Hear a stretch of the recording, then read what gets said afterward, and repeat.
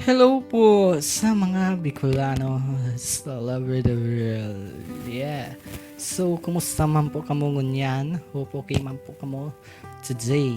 And if na po kamo okay, it's okay to not be okay. And just listen to this podcast and hope I make your day happy again. Yes, and I'm your host po for today. My name is Kuya Don. Yan, so nickname na lang para mas madali. And now you're listening to the episode 21 of Kaulay Podcast. Yes, Kaulay Podcast is powered by DP Production. Kaya kung naghahanap po ka muna yung podcast na nag-uulay o pinag-uulayan about sa mental health or self-improvement using Bicol dialect, yan, ang podcast na ini is para sa imo. Yan, so bago yan So yan, isabitado yan sa masunod na episodes, di ba? Yan.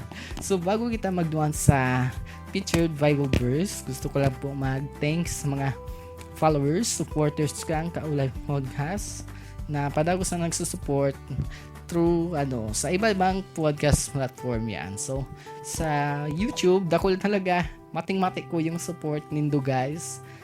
Uni po yung top 5 na episodes ko sa YouTube yan.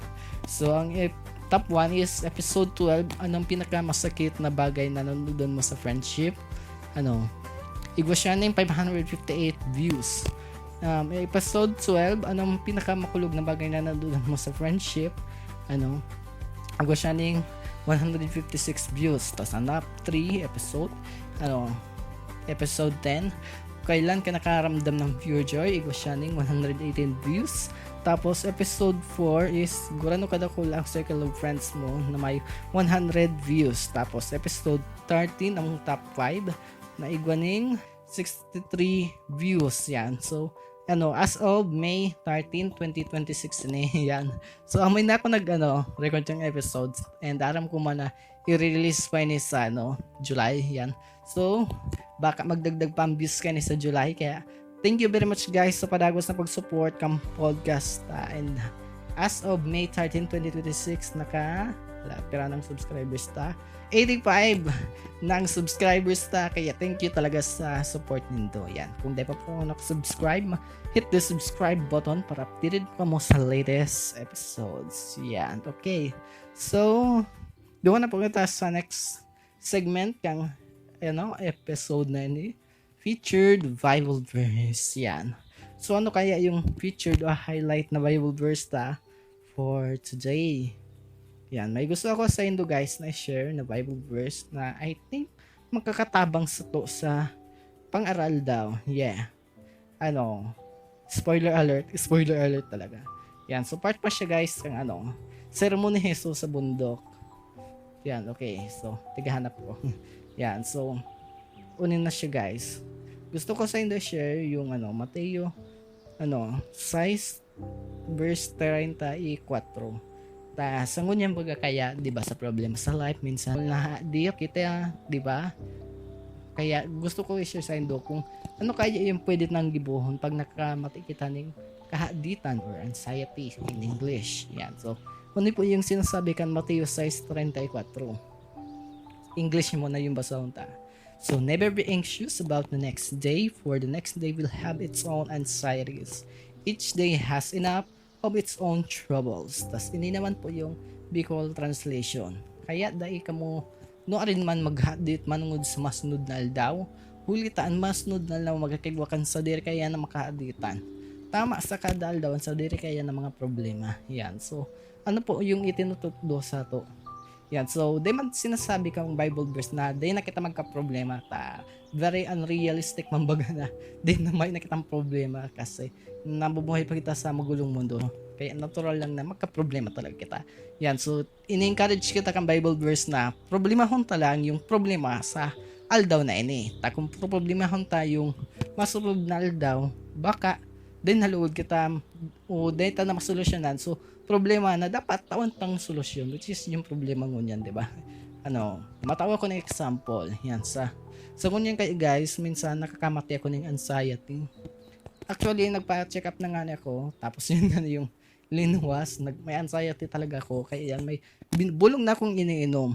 Tapos, ang saro sa anxiety na namamatay ko is, 'di ba na-announce ko sa Indo na twice a month na ako ma-uploading podcast episodes.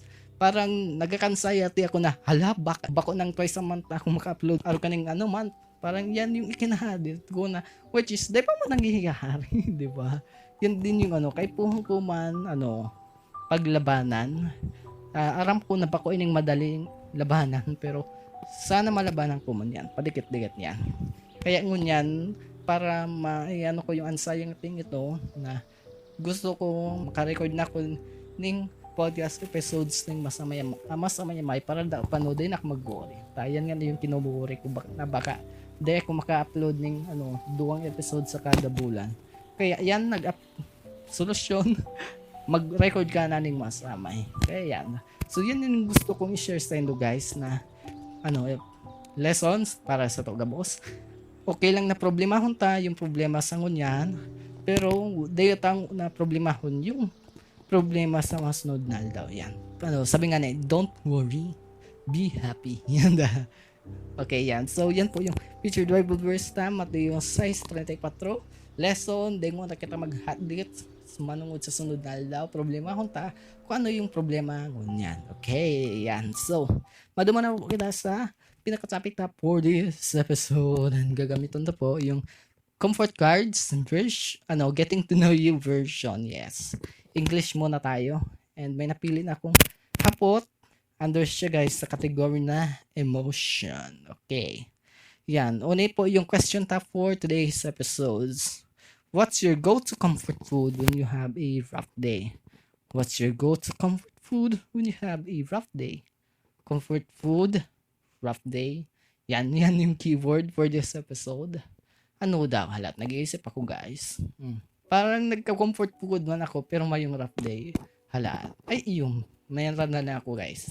Yan, so di ba na-share ko sa inyo na may family problem kami. Yan, dahil ko muna yung detalye. Sarong aldaw, yan, bakong magayon talaga sa pagmati ko because of family problem. Kaya doon, sinugo ako na bayad ng electric bill. Tapos naisip ko magkito na, what if magparpasyamer na ko? Yun ang ito, may problema na ko. Dawa pa no gusto ko man na mag-relax yung isip ko. Kaya chat ako kay mama na, matambay muna ako sa od. Then, somehow nagtugot siya. Yeah! Kaya ganun, pakat bayad ko ng electric bill, duman ako sa saod. Tapos, kung taga-tagang ka mo, di ba may mga stall duman na, nagtitindang street food. Yan, so nagduman ako. Tapos, nagbakal ako ng, apo dyan, bulastog. Yeah. Tapos, pakabakal ko, nagduman ako sa, may building kaya duman sa Tigaon. Saod, may hagyan, tapos pwede man duman magtaratambay. Yan, nagtambay ako duman, tapos nag-music, tapos nag-emote, charot. Parang ganun lang. Nag-emote talaga. Yan. Pero, yan, nagkakanman ako duman, tapos arat yan, nagbakal man ako ng, ako dyan, chicken nuggets. Yan, kaya yan yung naging comfort food ko kanal daw na ito. Bulastog and chicken nuggets. And habang nagkakan ako ito, parang, somehow, nagyan man yung pagmati ko. Kaya yan, lesson learned, somehow, nakakatabang man pala na magluwas ka man pag may problema, para daw, paano ma-relax man kita. Yan, so yan yung note ko sa self ko. Pag bakong okay, it's time to go out and buy some food. Yan. Tapos, aside pa dyan guys, minsan nagbabike ako, naghapit ako sa 7-Eleven. Tapos, ang binakbakal ko manduman minsan-minsan. Kung malipot ang panahon, nagka-cup noodles ako. Yan. Pero din na ako masyadong nagka-cup noodles. Iwas-iwas na muna para dahil magkahilang. Yan. Tapos, nag-hotdog. Yan. Tapos, pa daw? Siopaw. Tapos, alam nyo guys, itong mga toast na nasa, rep. Tapos, ipapainit na lang sa, 7-Eleven, di ba? Yan din yung mga binabakal ko. Yan. Yan. So, yan yung comfort food ko pag nagbabike ako. Tapos, comfort food ko man yung milk tea. Tapos, ice cream. Yan. So, dakulon yung comfort food ta. Na-share ko na pati yung mga comfort food ko sa pagbabike and anything else. Yan. So, isummarize yung comfort food na ano nga nito. Bulastog, chicken nuggets, hotdog, ano pa to? Ang dakulon. Ano to? Halap. Cup noodles, siopaw, so tong toast, tapos milk tea, tapos ano to? Ice cream yan. Pero walo yan. Walo ang comfort food yan. Pero ang point, nakakatabang yung food na ito para daw ma-relax kita. Yan. So, i-flip na ang card na ni. So, sabi po igdi, food can be a gentle hug when the world feels harsh. Your need for comfort is natural and you deserve whatever brings you peace. Yan. So, somehow deserve tama na i-treat tama yung self ta pagbakong okay. Para daw maging okay maganda pa dikit-dikit. Even though day makita maging okay ng bigla, pero mahalaga padikit-dikit ang ginigibo ang gabos para maging okay daw may problema na. Pag man kayan, let's keep moving forward daw may problema. Yan, di ba? Okay. Yan. So, ano po you guys, yung simbag din do sa hapot for today's episode. What's your go-to comfort food when you have a rough day? Mag-comment lang po kamo. Okay?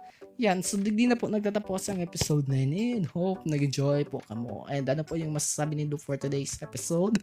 Mag-comment lang po kamo. And bago kita magtapos, yan, follow Kaulay Podcast sa gabos na podcast platform kung di po nakapollow para updated po kamo sa mga latest episodes ta. And I'm your host for today. My name is Don Peter. Andara Negro or you can call me Kuya Don. And I hope magkairabanan po galala kita sa susunod na episode. Bye-bye.